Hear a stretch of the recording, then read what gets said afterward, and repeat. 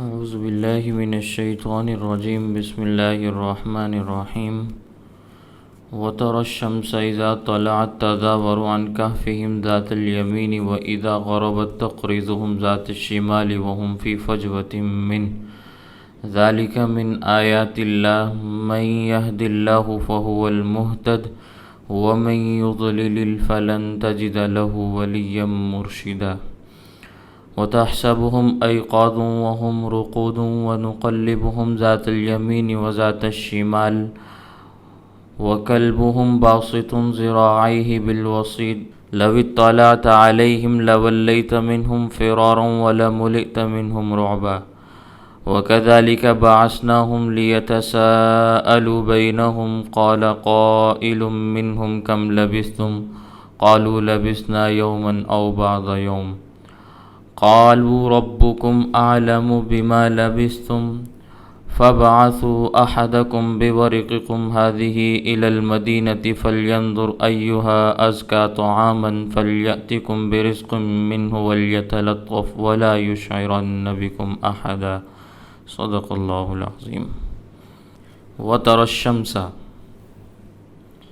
اور آپ دیکھیں گے سورج کو، اذ طلعت، جب وہ طلوع ہوتا ہے، تزاور، تو پرے ہو جاتا ہے، کترا جاتا ہے، عن کہفہم، ان کے غار سے، ذات الیمین، دائیں جانب، وَإِذَا غَرَبَتْ، اور جس وقت غروب کا وقت آتا ہے، تقرضهم ذات الشمال، تو وہ بائیں طرف مائل ہو جاتا ہے، پرلی طرف چلا جاتا ہے، وَهُمْ فِي فَجْوَةٍ مِّن، اور وہ ایک کھلی جگہ میں ہیں، ذَلِكَ مِنْ آیات اللہ، یہ اللہ کی نشانیوں میں سے ہے، مَن يَهْدِ اللہ، جس کو اللہ ہدایت دے، فَهُوَ الْمُهْتَدِ، تو وہی ہدایت والا ہے، وَمَن يُضْلِلْ، اور جس کو بھٹکا دے، فَلَن تَجِدَ لَهُ، تو ہرگز آپ اس کے لیے نہیں پائیں گے، ولیًّا، کوئی حمایتی، مرشدہ، اور نہ ہی کوئی رہنمائی کرنے والا، وَتَحْسَبُهُمْ أَيْقَاظًا، اور آپ غار والوں کو جاگتا ہوا شمار کرتے ہیں، بیدار سمجھ رہے ہیں، وَهُمْ رُقُودٌ، حالانکہ وہ سوئے ہوئے ہیں، وَنُقَلِّبُهُمْ، اور ہم ان کو پلٹتے ہیں، ذات الیمین و ذات الشمال، دائیں جانب اور بائیں جانب، وَكَلْبُهُمْ، اور ان کا کتا، باسط ذراعیہ، اپنے دونوں بازوؤں کو پھیلائے ہوئے ہے، بالوصید، چوکھٹ پر، غار کے دہانے پر، لو اطلعت علیہم، اگر آپ ان کو جھانک کر دیکھیں گے، لولیت منہم فرارا، تو پھر جائے گا ان سے بھاگتے ہوئے، ولملئت، اور پھر جائے گا تو، منہم رعبا، ان سے روب کھاتے ہوئے، وکذالک، اسی طرح، بعثناہم، ہم نے جگایا ان کو، لیتساءلوا، تاکہ ہم ان سے سوال کریں، بینہم، آپس میں، قال قائل منہم، ان میں سے ایک کہنے لگا، کم لبثتم، کتنا ٹھہرے، قالوا، تو انہوں نے کہا، لبثنا یوما او بعض یوم، ایک دن یا ایک دن کا کچھ حصہ، قالوا، انہوں نے کہا، ربکم اعلم، تمہارا رب زیادہ اچھا جانتا ہے، بما لبثتم، جتنا تم ٹھہرے ہو، فبعثوا، تو اب تم بھیجو، احدکم، اپنے میں سے کسی ایک کو، بورقکم ھذہ، یہ چاندی کے سکے دے کر، الی المدینہ، شہر کی جانب، فلینظر، تو اسے چاہیے کہ وہ دیکھے، ایھا ازکی طعاما، کہ کون سا کھانا زیادہ پاکیزہ ہے، فلیأتکم، وہ لے کر تمہارے پاس آئے، برزق من، اس میں سے بطور رزق کے، ولیتلطف، اور اسے چاہیے کہ وہ نرمی کرے، ولا یشعرن بکم احدا، اور نہ بتلائے تمہارے بارے میں کسی کو بھی، انہم ان یظہروا، بے شک اگر وہ اطلاع پا جائیں، علیکم تمہارے اوپر، یرجموکم تو وہ تمہیں سنگسار کر دیں گے، او یعیدکم فی ملتہم، یا تمہیں لوٹا دیں گے اپنے پہلے دین پر، ولن تفلحوا، اور پھر تم ہرگز فلاح نہیں پاؤ گے، اذن اس وقت، ابدا ہمیشہ کے لیے۔ پچھلے سبق میں نے آپ کے سامنے یہ بات عرض کی تھی کہ ایشیائے کوچک کا وہ علاقہ جہاں دقیانوس ظالم بادشاہ کی حکومت تھی، وہاں اللہ تعالیٰ نے 6 نوجوانوں کو ہدایت نصیب فرمائی۔ اس وقت کا جو کلمہ تھا انہوں نے وہ پڑھا اور توحید کے قائل ہو گئے۔ اب سارا علاقہ کفر اور شرک سے بھرا ہوا ہے، اس لیے بادشاہ کو اطلاع ہو گئی کہ چند نوجوانوں نے عقیدہ بدل لیا ہے، ہو سکتا ہے اور چند افراد بھی ان کے ساتھ شامل ہو جائیں تو ملک میں افراتفری پھیلے گی، اس لیے ان کا سدباب کیا جائے۔ تو بادشاہ نے عدالت لگائی، عدالت میں ان نوجوانوں کو طلب کیا اور عوام کو بطور سائل اس عدالت میں کھڑا کیا گیا۔ یہ شکایت لگانے والی عوام تھی اور سوال کیا گیا بھی تمہارے آباء و اجداد کا مذہب کیا تھا؟ سب نے بتایا کہ یہ مذہب تھا۔ پھر ان نوجوانوں سے پوچھا گیا بھی تم نے مذہب کیوں چھوڑا، اس کی کیا وجہ ہے؟ تو نوجوانوں نے عدالت میں کھڑے ہو کر صاف لفظوں میں توحید کا اقرار بھی کیا اور اپنے قوم کے باطل عقیدے کی تردید بھی بیان کی کہ ان کا عقیدہ غلط ہے، ہمارا درست ہے۔ تو عدالت نے ان کو تنبیہ کی، تنبیہ کرنے کے بعد سمجھانے کے لیے کہ باز آ جائیں گے، دھمکیاں ومکیاں دے کر ان کو چھوڑ دیا کہ اگر تم باز نہ آئے تو ہم پھر تمہیں رجم کریں گے، حکومت تمہیں چند دن کی مہلت دیتی ہے۔ اب انہوں نے آپس میں مشورہ کیا اور مشورہ کر کے اس علاقے کو چھوڑ کر غار میں چلے گئے۔ میں نے یہ بھی بات آپ کے سامنے عرض کی تھی، یہ 6 نوجوان تھے، راستے میں جاتے جاتے ایک 7واں بھی مل گیا اور اس کے ساتھ ایک کتا بھی تھا۔ تو شہر سے 9 میل کے فاصلے پر یہ ایک پہاڑ کی غار میں چلے گئے۔ اب جب غار میں چلے گئے تو اس غار کے متعلق اللہ تعالیٰ فرماتے ہیں وَتَرَى الشَّمْسَ، اے مخاطب جو قرآن پڑھ رہا ہے، آپ ذرا دیکھو سورج کو، اِذْ طَلَعَتْ، جس وقت سورج طلوع ہوتا ہے، تَزَاوَرُ عَنْ كَهْفِهِمْ، تو ان کے غار سے دور ہٹ جاتا ہے، غار کی طرف اس کی روشنی نہیں آتی، ذات الیمین، دائیں طرف، وَإِذَا غَرَبَتْ، جس وقت غروب کا وقت ہوتا ہے، تَقْرِضُهُمْ ذات الشمال، تو تھوڑا سا بائیں طرف چلا جاتا ہے، پھر بھی روشنی نہیں آتی۔ یعنی اس غار کا رخ نہ تو مشرق کی طرف ہے کہ صبح کے وقت سورج کی روشنی ان غار میں سوئے ہوئے افراد کو تکلیف پہنچا سکے، اور نہ ہی اس کا رخ مغرب کی طرف ہے کہ دوپہر کے بعد سورج ان پر پڑے اور ان کو اس سے تکلیف ہو۔ اس غار کا منہ شمال کی طرف ہے، نہ پہلے سورج چڑھتے وقت ان کو تکلیف دیتا ہے اور نہ ہی اترتے وقت ڈھلتے ہوئے ان کو تکلیف پہنچاتا ہے۔ وَهُمْ فِي فَجْوَةٍ مِّن، وہ ایک کھلی غار کے اندر بڑی آسانی کے ساتھ مزے سے سو رہے ہیں۔ ذَلِكَ مِنْ آیَاتِ اللَّهِ، یہ اللہ کی نشانیوں میں سے ہے کہ اللہ نے ان کے لیے کیسا غار چنا اور سورج کا نظام ان کے لیے کیسا بنا دیا، وہ آرام سے وہاں مزے سے آرام کر رہے ہیں۔ مَن يَهْدِ اللَّهُ، جس کو اللہ ہدایت دے، فَهُوَ الْمُهْتَدِ، ہدایت والا تو وہی ہوتا ہے۔ اللہ ہدایت اس کو دیتا ہے جو ہدایت کا طلبگار ہوتا ہے، غیر طالب کو جبراً ہدایت نہیں ملتی، یہ بات ذہن میں رکھیں۔ جو ہدایت کا طالب نہ ہو اللہ زبردستی اس کو ہدایت والا بنا دیں، ایسا نہیں ہوتا۔ طالب ہدایت کو اللہ ہدایت عطا فرماتے ہیں۔ تو وہ ہدایت کے طالب تھے، اللہ نے ان کو ہدایت دے دی، ہدایت پر آ گئے، پھر اللہ نے ان کے لیے بچنے کا بندوبست بھی فرما دیا۔ ومن یضلل فلن تجد له ولیا مرشدا، اور جس کو اس کا رب بھٹکا دے، بہکا دے، گمراہ کر دے، تو پھر کوئی بھی بندہ اس کے لیے کوئی حمایتی یا اس کا رہنما نہیں ملے گا کہ جو اس کو رہنمائی کرنے والا رہنمائی دے سکے یا کوئی اس کے ساتھ کھڑا ہو سکے، اس کی حمایت کر سکے، بھی کوئی بات نہیں، ہم اس مشکل کے مرحلے میں تمہارے ساتھ ہیں، ایسا کوئی نہیں ملے گا۔ کئی بار یہ بات آپ کے سامنے آ چکی ہے، اگلی آیات میں بھی یہ بات آپ کے سامنے آئے گی کہ اللہ تعالیٰ نے ہدایت اور گمراہی اختیار کرنے میں بندے کو مکمل اختیار دیا ہوا ہے، نہ زبردستی کسی کو ہدایت دی جاتی ہے، نہ زبردستی کسی کو گمراہی دی جاتی ہے۔ فمن شاء فلیؤمن ومن شاء فلیکفر، واضح اعلان ہے، جس کا دل چاہتا ہے ایمان لے آئے، جس کا دل چاہتا ہے کفر اختیار کر لے۔ تو اللہ تعالیٰ نے اس کو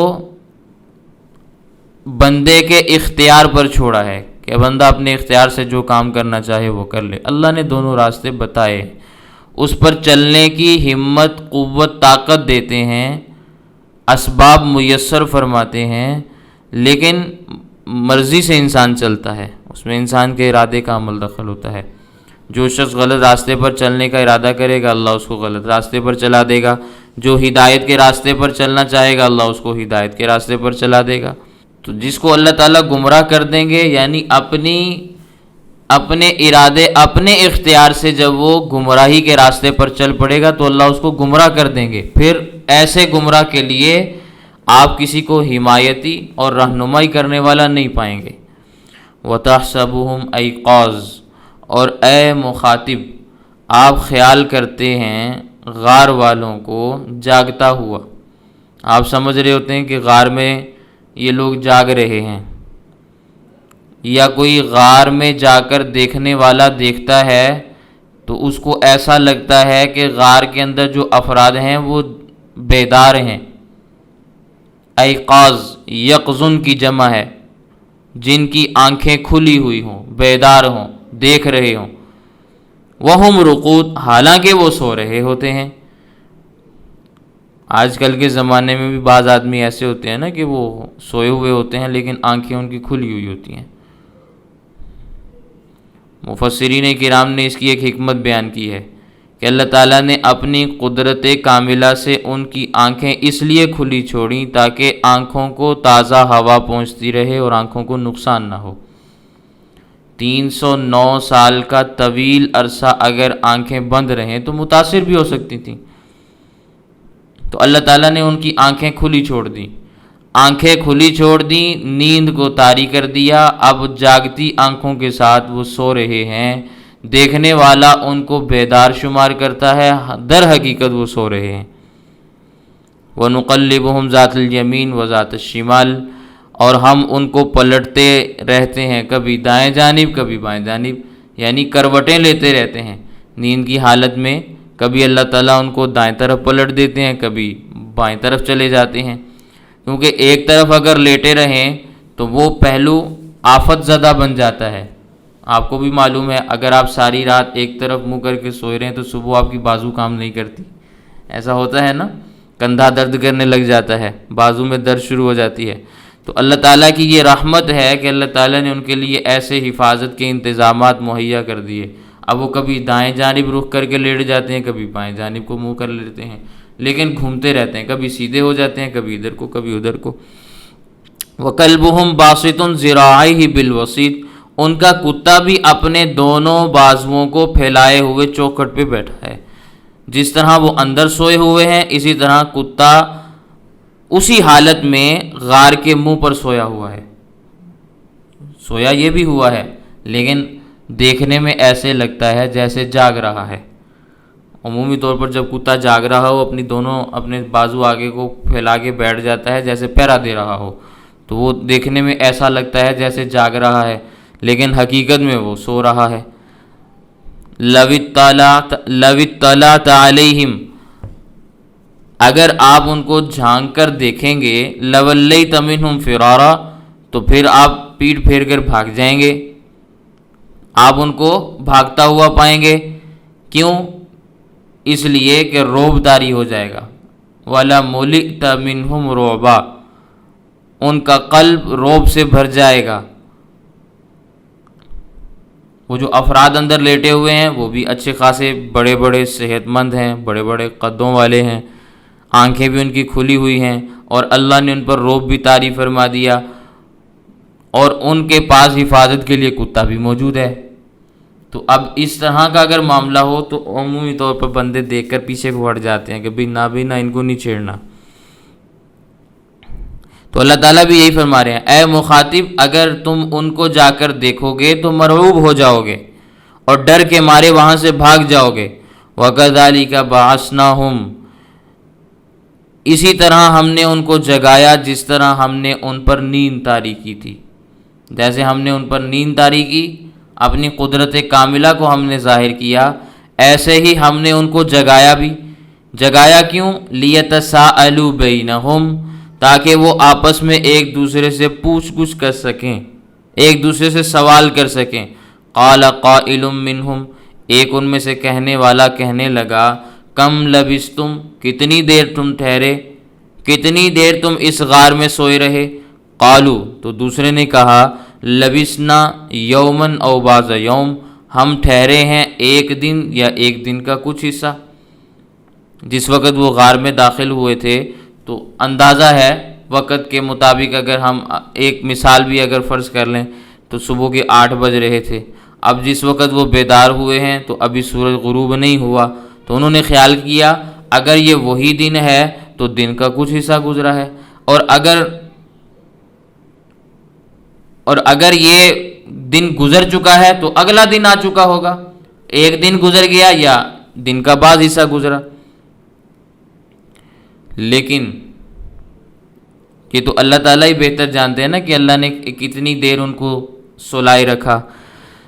تو کہنے لگے ربکم اعلم بما لبثتم، فضول بحثوں کو چھوڑو، فبعثوا احدکم ربکم اعلم بما لبثتم، اللہ تعالیٰ ہی زیادہ بہتر جانتا ہے کہ ہم کتنا عرصہ ٹھہرے۔ حدیث پاک کے اندر آتا ہے، نبی کریم صلی اللہ علیہ وسلم نے ارشاد فرمایا، کرہ اللہ لکم ثلاثا، اللہ تعالیٰ 3 چیزوں کو تمہارے لیے ناپسند فرماتے ہیں۔ ایک ہے قیل و قال کرنا، بلا ضرورت کسی چیز کے بارے میں بحث و مباحثہ کرنا، وقت ضائع کرنا، اس پر اللہ تعالیٰ سخت ناراض ہوتے ہیں۔ اور آپ نے حدیث پاک بھی پڑھی ہوگی، نبی کریم صلی اللہ علیہ وسلم نے ارشاد فرمایا، اگر تم کسی کے اسلام کی خوبی کو دیکھنا چاہتے ہو تو دیکھو ترکہ ما لا یعنی ہی، کہ وہ غیر ضروری کاموں میں الجھا ہوا تو نہیں ہے۔ اگر وہ غیر ضروری باتوں میں الجھا ہوا ہے تو سمجھو وہ اچھا مسلمان نہیں، اور اگر وہ غیر ضروری باتوں میں الجھا ہوا نہیں ہے تو پھر وہ اچھا مسلمان ہے۔ اب پھر اگلا سوال بھی پیدا ہو جاتا ہے کہ کون سی چیزیں ضروری ہیں اور کون سی غیر ضروری ہیں۔ تو یہ بات ذہن میں رکھیں، ہر وہ بات جس کا تعلق دین کے ساتھ ہے وہ ساری ضروری باتیں ہیں، وہ ساری مقصودی باتیں ہیں، اور دنیا کی جائز باتیں جن کے ساتھ اس انسان کا تعلق ہے وہ تو ٹھیک ہے، اور جن باتوں سے اس کا کوئی تعلق نہیں، کوئی لینا دینا نہیں، ان کے پیچھے پڑے رہنا اسلام کی خوبی نہیں ہے، یہ غیر ضروری باتیں ہیں۔ تو پہلی بات یہ بتلائی کہ غیر متعلقہ باتوں میں پڑنا، قیل و قال کرنا، بلا ضرورت کسی چیز میں بحث و مباحثہ کرنا، فضول گپیں مارنا، یہ اللہ تعالیٰ کو سخت ناپسند ہے۔ اسی لیے حدیث پاک کے اندر آتا ہے، نبی کریم صلی اللہ علیہ وسلم عشاء کی نماز سے پہلے سونے کو پسند نہیں فرماتے تھے، اور عشاء کی نماز کے بعد گفتگو کرنا بھی پسند نہیں فرماتے تھے۔ عشاء کی نماز پڑھتے اس کے بعد فوراً سو جاتے تاکہ سحری کے وقت آسانی سے اٹھ سکیں۔ ہاں، اگر کوئی مہمان آ جاتا، کوئی مسئلہ پوچھنے کے لیے آ جاتا، کوئی ملاقات ہوتی تو معاملہ الگ ہے۔ یہ ابھی پچھلے ہفتے کی بات ہے، ہمارے ایک بہت قریبی حکیم صاحب ہیں، وہ مکہ مکرمہ سے واپس آئے، انہوں نے ساری زندگی مکہ مکرمہ میں گزاری، یہ سعودی شاہی خاندان کے حکیم رہے، تو ان سے میں ملاقات کے لیے گیا، تو میں گیا عشاء کی نماز کے فوراً بعد، جا کے فون کیا تو انہوں نے فون نہیں اٹھایا، ان کے بیٹے کو فون کیا تو وہ کہنے لگے ابو تو سو گئے ہیں۔ میں نے کہا جی ٹھیک ہے۔ اگلے دن میں دوبارہ گیا تو میں نے کہا میں کل آیا تھا آپ سے ملنے کے لیے، تو آپ سے ملاقات نہیں ہو سکی۔